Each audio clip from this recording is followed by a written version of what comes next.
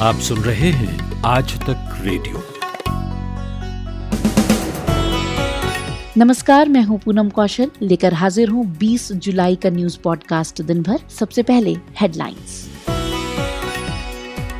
राजस्थान में पायलट पर गहलोत का एक और वार, कहा नकारा और निकम्मा। राजस्थान में अशोक गहलोत और सचिन पायलट के बीच छिड़ी सियासी जंग राजस्थान हाई कोर्ट और जांच एजेंसियों के जरिए भी लड़ी जा रही है। बीते 24 घंटे में 40,000 से अधिक मामले। दिल्ली में हालात हुए कुछ बेहतर। पिछले कुछ दिनों में देखा जा रहा है कि दिल्ली में जो केसेस हैं वो कम हुए हैं। वो इसलिए भी है क्योंकि दिल्ली एक तरीके से रैपिड एंटीजन टेस्टिंग का उपयोग कर रहा है। विकास दुबे एनकाउंटर पर सुप्रीम कोर्ट के तीखे सवाल, जांच आयोग में रखें अपने सदस्य। सुनवाई में ये कहा गया कि जो हैदराबाद में एनकाउंटर हुआ था इसमें और उसमें बहुत सारे अंतर हैं, ये उससे अलग है। और कार्यक्रम में आगे आपको बताएंगे क्यों फटते हैं बादल, लेकिन सबसे पहले मुख्य समाचार। केंद्र सरकार ने आज यानी सोमवार से उपभोक्ता संरक्षण का नया कानून लागू कर दिया है। देश में हर 24 घंटों के दौरान कोरोना संक्रमण के रिकॉर्ड मामले सामने आ रहे हैं। बीते 24 घंटों में करीब 40,500 मामले सामने आए। भारतीय जनता पार्टी ने जामयांग शेरिंग नामग्याल को लद्दाख का और सीआर पाटिल को गुजरात बीजेपी का नया अध्यक्ष बनाया है। राजस्थान के सियासी जंग पर जम्मू कश्मीर के पूर्व मुख्यमंत्री उमर अब्दुल्ला ने कहा है कि इस मामले में उनको और उनके पिता फारूक अब्दुल्ला को बेवजह घसीटा जा रहा है। चीन विवाद के मसले पर कांग्रेस और भाजपा के पलटवार हो रहे हैं। दिल्ली के एम्स में स्वदेशी वैक्सीन कोवैक्सीन का ह्यूमन ट्रायल के नतीजे 2-3 महीने में आने के आसार हैं। आईआईटी कानपुर के वैज्ञानिक गांव की औरतों से हाई क्वालिटी वाले मास्क तैयार कराएंगे ताकि उन्हें रोजगार के अवसर मिलें। और देश के उत्तर पूर्वी राज्य बिहार और असम में बाढ़ का कहर जारी है। आज तक रेडियो पर आप सुन रहे हैं शाम का न्यूज पॉडकास्ट दिन भर। अगले आधे घंटे में हम बात करेंगे डर्टी होती राजस्थान की पॉलिटिक्स की। चर्चा करेंगे सुप्रीम कोर्ट के विकास दुबे के मामले में सवाल उठाने से क्या बदल सकता है, और जानेंगे कोरोना वायरस की मार झेल रहे बिहार में कैसे हैं ताजा हालात। लेकिन सबसे पहले बात राजस्थान की सियासत की। पिछले 11 दिनों से जारी राजस्थान के रण में अशोक गहलोत और ज्यादा आक्रामक होते जा रहे हैं। आज सचिन पायलट पर मुख्यमंत्री अशोक गहलोत के हमले और तीखे हो गए। गहलोत ने पायलट को नकारा और निकम्मा तक कह दिया। वहीं पायलट और 18 बागी विधायकों को डिस्क्वालिफिकेशन नोटिस पहले ही जारी हो चुका है और सरकार गिराने के षड्यंत्र की जांच एसओजी कर रही है। इस लड़ाई में आज क्या हुआ और आगे क्या हो सकता है, यही समझने के लिए मैंने बात की जयपुर में आज तक संवाददाता शरद कुमार से और पूछा आज राजस्थान की राजनीति में क्या क्या हुआ। राजस्थान में अशोक गहलोत और सचिन पायलट के बीच छिड़ी सियासी जंग राजस्थान हाई कोर्ट और जांच एजेंसियों के जरिए भी लड़ी जा रही है। एक तरफ आज राजस्थान हाई कोर्ट में दिन भर सुनवाई चली तो दूसरी तरफ मुख्यमंत्री अशोक गहलोत ने आज पायलट पर जहर बुझे तीरों जैसे हमले किए। राजस्थान हाई कोर्ट में आज सुनवाई 10 बजे शुरू हुई तो अशोक गहलोत की तरफ से अभिषेक मनु सिंघवी ने बहस करना शुरू किया और मुख्य न्यायाधीश की खंडपीठ के सामने यह बात रखी कि विधानसभा अध्यक्ष के पास यह अधिकार है कि वह विधायकों को अयोग्यता की नोटिस दे सकते हैं क्योंकि वह विधायक दल की बैठक में नहीं आए। इसके लिए उन्होंने कई सुप्रीम कोर्ट और दूसरे हाई कोर्ट के जजमेंट का भी हवाला दिया। सबसे ज्यादा हवाला उन्होंने 1994 के राम नाईक के जजमेंट का दिया, जब स्पीकर ने मात्र 2 दिन की मोहलत देते हुए विधायकों को अयोग्य घोषित कर दिया था। दूसरी तरफ हरीश साल्वे ने कहा कि जिस तरह से सरकारी मुख्य सचेतक ने शिकायत की और बिना वक्त गंवाए विधानसभा अध्यक्ष ने विधायकों को नोटिस दिया है, ऐसे में साफ लगता है कि विधानसभा अध्यक्ष ने अपने दिमाग को अप्लाई नहीं किया है, माइंड अप्लाई नहीं किया है। ऐसे में इसको जो नोटिस है उसको रद्द किया जाए। हालांकि आज दिन भर ये सुनवाई जारी रही। उसके बाद यह तय हुआ कि मंगलवार को 10:30 बजे एक बार फिर से इस पर बहस शुरू होगी। मंगलवार 10:30 बजे सुबह मुकुल रोहतगी जो है सचिन पायलट की तरफ से बहस करेंगे और उसके बाद विधानसभा अध्यक्ष के वकील जो हैं वह अपनी बात कहेंगे। यानी कल माना जा सकता है कि इस मामले में जजमेंट आ सकता है। शरद, ये बताएं कि गहलोत ने सचिन को लेकर आज क्या कहा और इस पर सचिन पायलट ने उनको क्या जवाब दिया। अशोक गहलोत फेयरमाउंट होटल से बाहर निकले और जबरदस्त हमला किया सचिन पायलट पर। कहा कि 7 साल से नकारा और निकम्मा अध्यक्ष था, लेकिन हम बर्दाश्त कर रहे थे। ऐसे ऐसे हमले किए जो कि सचिन पायलट बिल्कुल बौखला गए। सचिन पायलट ने मात्र एक स्टेटमेंट जारी किया है जहां पर उन्होंने कहा कि मैं बहुत दुखी हूं कि इस तरह के आरोप मुझ पर लगाए जा रहे हैं। मेरा चरित्र हनन की कोशिश की जा रही है और जिस तरह के हालात हैं उसमें चरित्र हनन की कोशिश आगे भी की जाती रहेंगी, क्योंकि आज कांग्रेस के विधायक गिरिराज मलिंगा प्रेस कॉन्फ्रेंस करने आए होटल के बाहर और उन्होंने कहा कि सचिन पायलट ने मुझसे बीजेपी में शामिल होने के लिए 35 करोड़ रुपए देने के लिए कहा था। सचिन पायलट ने कहा कि इस विधायक के खिलाफ मैं मानहानि का मुकदमा भी करूंगा। शरद, ये बताएं, राजस्थान की लड़ाई अब किन किन मोर्चों पर लड़ी जा रही है? शाम होते होते जांच एजेंसियों की जंग भी शुरू हो गई। मुख्यमंत्री अशोक गहलोत ने आदेश निकाल दिया कि अब कोई भी जांच सीबीआई बिना राज्य सरकार की सहमति की राजस्थान में नहीं कर पाएगी और पूर्व में जो सहमति दी गई है उसे भी खत्म की जाती है। यानी कि जांच एजेंसियों के जरिए भी जिस तरह से राजस्थान एटीएस जो है गजेंद्र सिंह केंद्रीय मंत्री है उनको वॉइस सैंपलिंग के लिए नोटिस जारी किया है, तो ऐसा कहा जा रहा था कि सीबीआई पलटवार करेगी। उससे पहले अशोक गहलोत ने सीबीआई को रोका है आदेश निकालकर राज्य में आने से। तो कहा जा सकता है कि ये सियासी जंग हर मोर्चे पर लड़ी जा रही है। होटल से जांच एजेंसियों के जरिए कोर्ट में लोग इंतजार कर रहे हैं कि आखिर इसका अंत कब क्या होगा और इसके नतीजे क्या होंगे।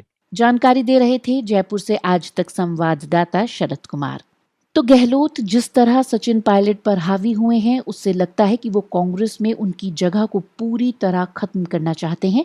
वहीं कांग्रेस का शीर्ष नेतृत्व पायलट के संपर्क में है, लेकिन आगे का कोई रास्ता फिलहाल दिख नहीं रहा। अशोक गहलोत के ताजा बयान का मतलब क्या है, समझते हैं राजनीतिक विश्लेषक आशुतोष से। इसमें ड्रामा बहुत स्पष्ट है। जिस तरीके से अशोक गहलोत के तेवर हैं उन तेवरों से बिल्कुल साफ है, क्योंकि ऐसा लगता है जैसे कि दिल्ली में जो आलाकमान बैठा हुआ है और अशोक गहलोत, इनके बीच में मतभेद बहुत ज्यादा उभर कर आ गए हैं।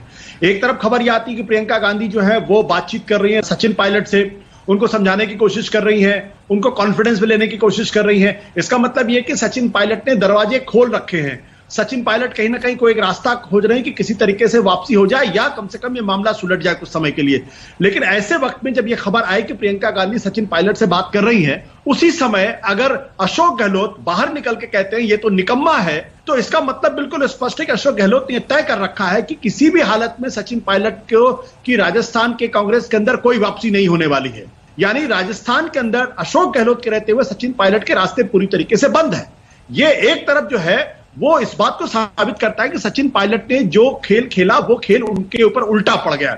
दूसरी तरफ ये इस बात को भी साबित करता है कि कांग्रेस आलाकमान बहुत कमजोर हो चुका है और आलाकमान जो है वो अपनी बात को राज्य के जो बड़े मजबूत नेता हैं उनके ऊपर लागू कराने में पूरी तरीके से असफल है। इसीलिए अगर आप देखें तो राहुल गांधी बिल्कुल चुप है और प्रियंका गांधी की तरफ से खबरें आती कि प्रियंका गांधी सचिन पायलट से बातचीत कर रहे हैं। तो ये कांग्रेस पार्टी के अंदर गहरे मतभेद है सचिन पायलट को लेकर, आलाकमान की कमजोरी का प्रतीक है। सचिन पायलट को पूरी तरीके से कांग्रेस से बाहर करने का मन अशोक गहलोत ने बना रखा है। ये इस ओर इशारा करता है। तो ये थे वरिष्ठ पत्रकार और राजनीतिक विश्लेषक आशुतोष। और अब बात करते हैं विकास दुबे एनकाउंटर की। कानपुर के कुख्यात विकास दुबे की कहानी कानपुर के पास ही कथित एनकाउंटर में खत्म हो गई, लेकिन उसका भूत अभी सरकार और यूपी पुलिस का पीछा नहीं छोड़ रहा। अब सुप्रीम कोर्ट में विकास दुबे एनकाउंटर मामले में आज हुई सुनवाई में सुप्रीम कोर्ट ने कई तीखी टिप्पणियां की हैं। अदालत ने यूपी सरकार से कहा है कि राज्य के तौर पर कानून का शासन स्थापित करना आपकी जिम्मेदारी है। अदालत ने टिप्पणी करते हुए कहा कि हम हैरान हैं कि ऐसा व्यक्ति जमानत पर बाहर था। ये स्पष्ट तौर पर नाकामयाबी है। हमें उन सभी आदेशों की स्पष्ट रिपोर्ट चाहिए। भारत की शीर्ष अदालत में इस मामले को लेकर क्या हुआ, यही जानने के लिए मैंने बात की आज तक संवाददाता संजय शर्मा से और पूछा कि अदालत में आज क्या हुआ। कोर्ट में आज विकास दुबे एनकाउंटर मामले को लेकर सुनवाई हुई और सुनवाई में ये कहा गया कि जो हैदराबाद में एनकाउंटर हुआ था इसमें और उसमें बहुत सारे अंतर हैं, ये उससे अलग है। कोर्ट ने कहा वो तो ठीक है क्योंकि वो एनकाउंटर एक रेपिस्ट लोगों का था जिन्होंने रेप करके हत्या कर दी थी और ये पुलिस वालों के हत्यारों का और बाकी नेताओं के और बड़े दुर्दांत इसने अपराध किए हैं उसकी बात है। जिस समय इसके बारे में सारी चीजें बताई जा रही थी विकास दुबे के बारे में, कोर्ट ने कहा विकास दुबे के बारे में सबको पता, उन मुकदमा और उन मामलों के बारे में बताइए। लेकिन सुनवाई के दौरान कोर्ट की सबसे सख्त टिप्पणी थी कि जब उसके खिलाफ इतने सारे मामले 65 दुर्दांत किस्म के मामले और गंभीर अपराध थे तो वो जमानत पर कैसे आया। और जमानत पर आने के बाद इसने वही किया जिसकी आशंका थी। कोर्ट ने उत्तर प्रदेश सरकार से कहा कि अब तक जिन मामलों में इनको जमानत मिली है, किन सर्कमस्टांसेस पे जमानत मिली है, जमानत के ऑर्डर की कॉपियां हमें सारी लाकर दी जाएं। सुनवाई के दौरान ये भी कहा गया कि मुख्यमंत्री और उप मुख्यमंत्री के मुठभेड़ से कुछ पहले बयान आए थे और उन्होंने जो बयान दिए थे वैसी ही कार्रवाई हुई है। उस पर भी अदालत ने बहुत गंभीरता दिखाई है और कोर्ट ने वो सारे बयान भी तलब किए हैं और उसके बाद कोर्ट उसकी जांच करेगी। इसके साथ ही कोर्ट ने ये कहा है कि जो जांच कमेटी है उसको नए सिरे से उसका पुनर्गठन किया जाए और कोर्ट ने इसमें एक सुप्रीम कोर्ट के रिटायर्ड जज और डीजीपी स्तर के एक पूर्व आईएएस अधिकारी को इसमें शामिल करने की बात कही है। और साथ ही उत्तर प्रदेश सरकार से कहा है कि वो इस नए जांच कमेटी की जो अधिसूचना जारी करेगी उस अधिसूचना का एक खाका, एक ड्राफ्ट कोर्ट के सामने मंगलवार तक पेश करे और इस मामले की सुनवाई बुधवार को होगी। संजय, ये समझाएं कि नई जांच कमेटी से जांच पर क्या असर होगा? असर ये होगा कि नई जांच कमेटी इस पुरानी जांच कमेटी पर जो अभी तक एक हाई कोर्ट के पूर्व जज उनकी अगुवाई में एक सदस्यीय आयोग बनाया है, उस न्यायिक आयोग को लेकर बहुत सारे सवाल उठ रहे थे। ये कहा जा रहा था कि सरकार ये कह रही है कि वो रिटायर्ड जज हैं, वो रिटायर्ड जज नहीं हैं क्योंकि उनको इस्तीफा देना पड़ा था अग्रवाल साहब को। वो अपने नाम के साथ जस्टिस नहीं लगा सकते क्योंकि उनको इस्तीफा देना पड़ा था, उनको पोस्ट रिटायरमेंट सुविधाएं नहीं मिल रही। तो ये याचिकाकर्ता ने तमाम चीजें अपने रिजॉइंडर में सुप्रीम कोर्ट को बताई थी और साथ ही ये बताया था जो एसआईटी जांच कर रही है उस एसआईटी के एक अधिकारी, उसके जो सदस्य हैं एसआईटी के, उनके खिलाफ फर्जी मुठभेड़ को लेकर एक चार्जशीट में उनका नाम है। तो इन तमाम सवालों को देखते हुए कोर्ट ने ये कहा है कि जांच कमेटी का पुनर्गठन हो और उसमें एक इसलिए कि विश्वसनीयता बनी रहे, लिहाजा इसमें सुप्रीम कोर्ट के एक रिटायर्ड जज और डीजीपी स्तर के आईपीएस अधिकारी, पूर्व रिटायर्ड अधिकारी, उसको इसमें शामिल किया जाए। यानी कुल मिलाकर जांच बहुत ही विस्तृत दायरे में होगी।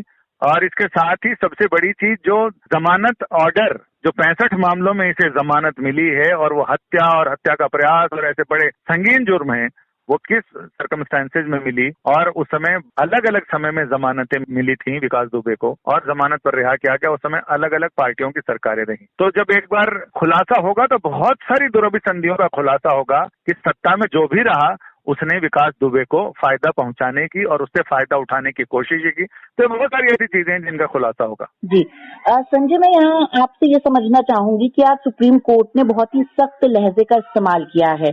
जब अदालत इस तरह की भाषा का इस्तेमाल करती है तो क्या संकेत छिपे हुए होते हैं उसमें? संकेत तो काफी छिपे होते हैं और अदालत ने साफ साफ कहा कि आप जिस पुलिस बल के मनोबल की बात कर रहे हैं, अगर कानून का राज मजबूती से आपने रखा होता, सिर्फ एक ये योगी सरकार की बात नहीं, कोर्ट ने पूरा समग्र कहा है कि कानून का राज अगर मजबूती से किया जाए तो किसी का मनोबल घटने के आसार नहीं होते हैं और इस तरह की घटनाएं होने की नौबत भी नहीं आती है। लेकिन ये सिस्टम का फेलियर है।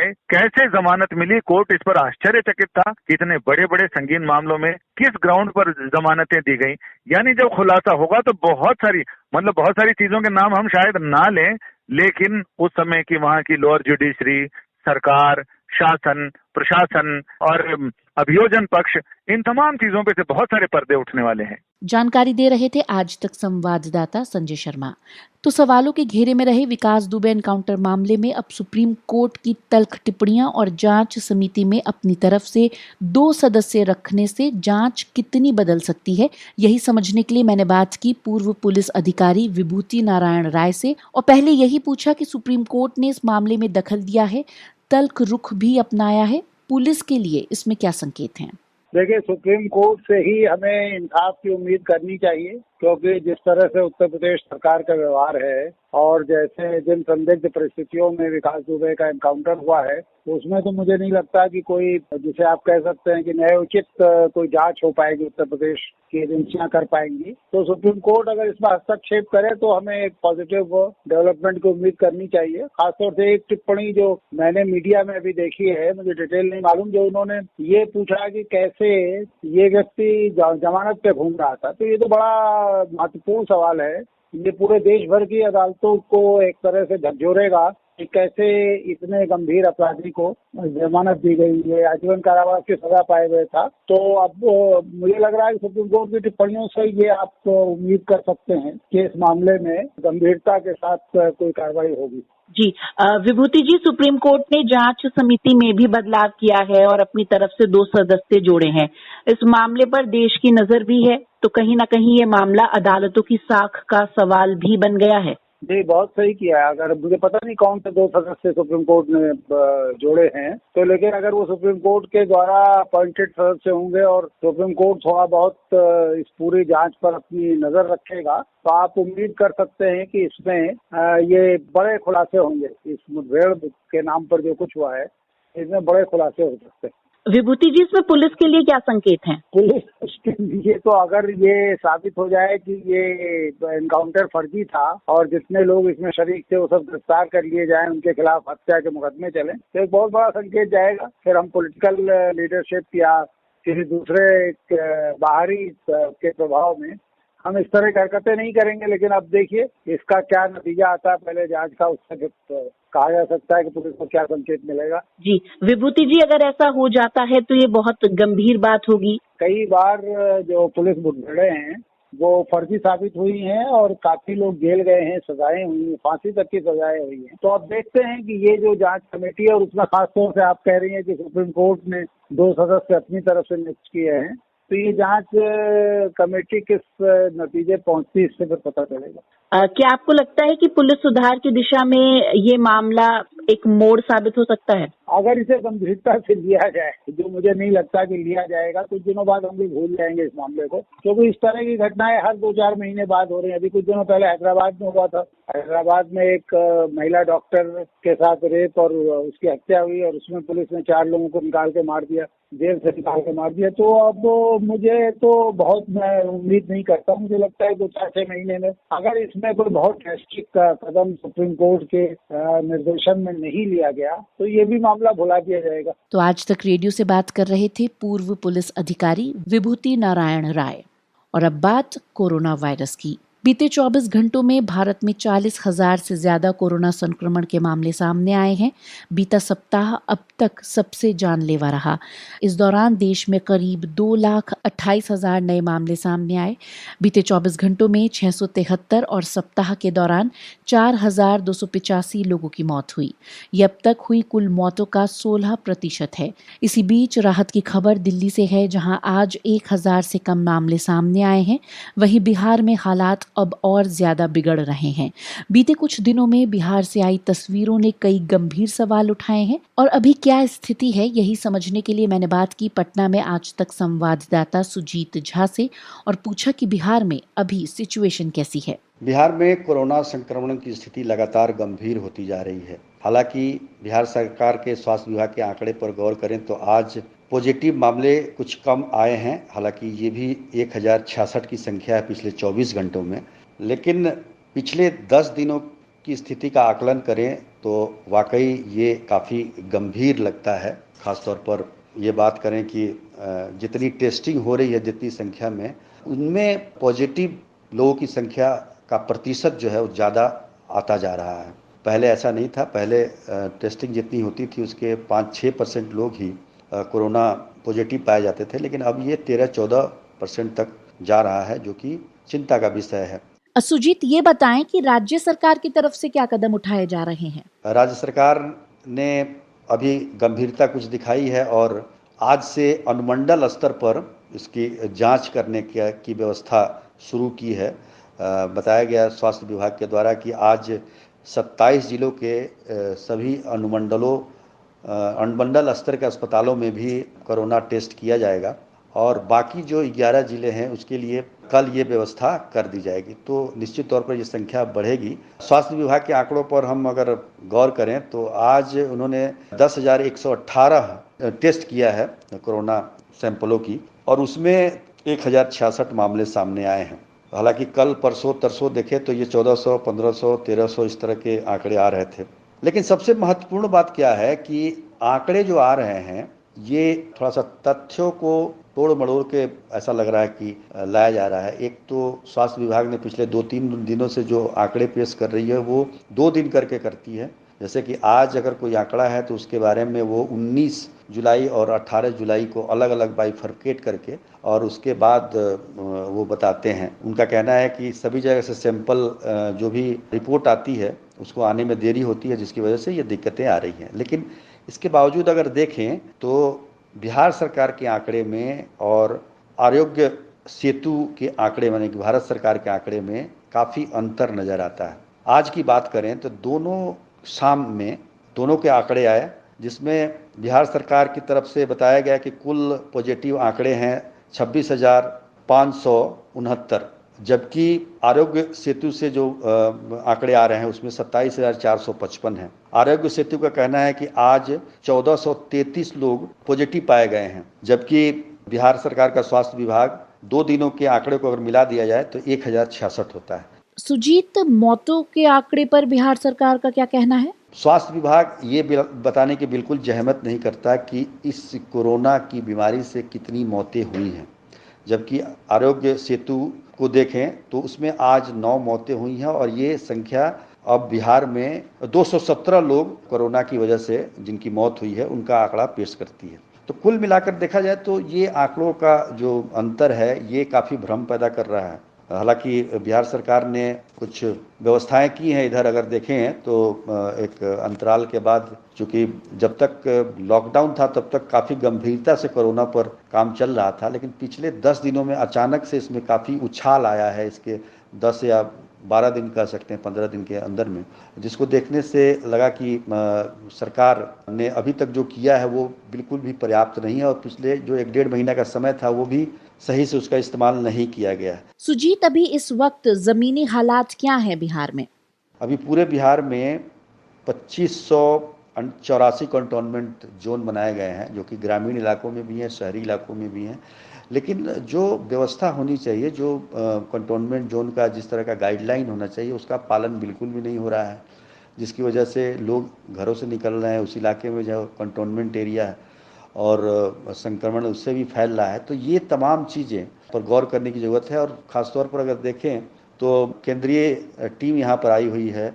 आज तक का दौरा था, 2 दिन का दौरा था, रविवार और सोमवार का। उन्होंने हर जगह का दौरा किया, कंटोनमेंट एरिया भी देखा और जो कोविड हॉस्पिटल जो बनाए गए हैं उसके बारे में भी जांच पड़ताल की है। लेकिन बहुत लगता है कि बहुत ज़्यादा ये कहें कि संतुष्ट होकर नहीं गई है।